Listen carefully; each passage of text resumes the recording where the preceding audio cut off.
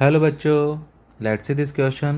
A solid body rotates about a stationary axis so that its angular velocity depends on rotation angle phi as omega is equal to omega naught minus k phi, where omega naught and k are positive constants. At the moment t is equal to 0, the angle phi is equal to 0. Find the time dependence of angular velocity, rotation angle.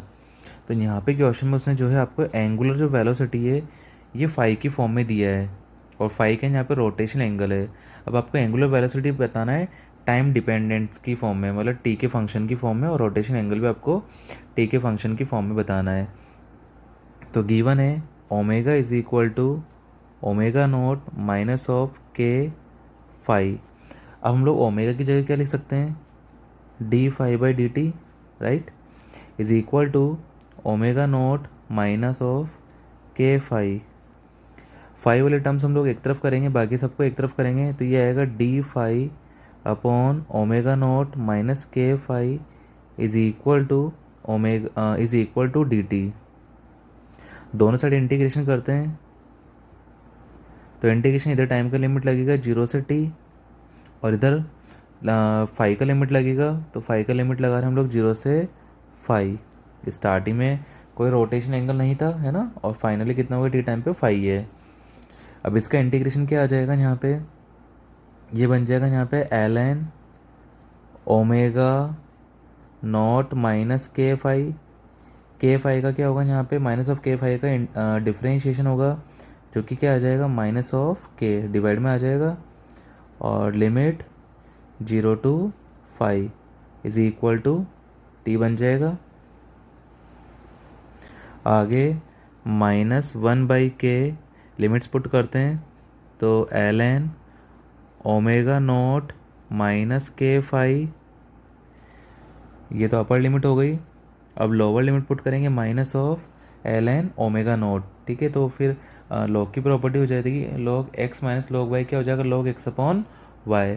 तो it will become L N omega naught minus के phi divide by omega naught, और which is equal to T.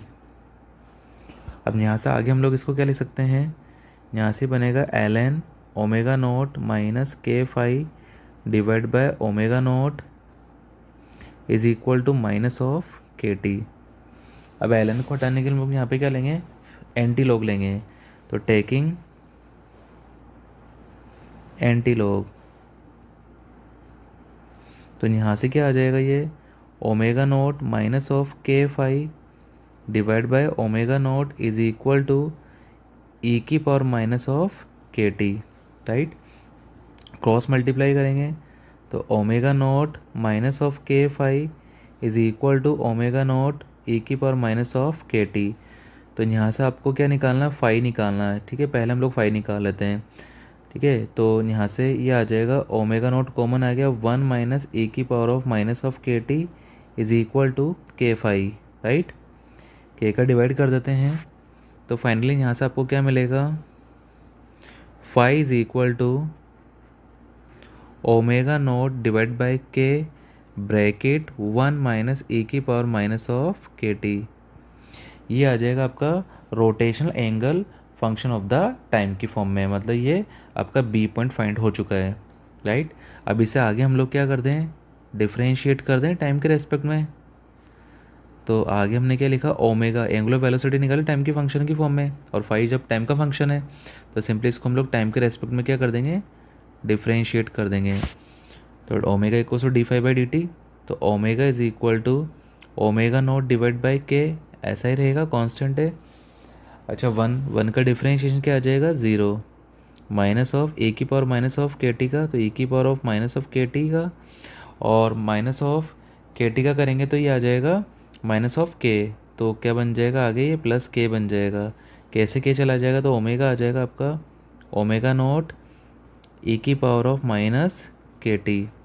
ये आपकी angular velocity होगी time के function की form में. I hope you understood this question. Thank you.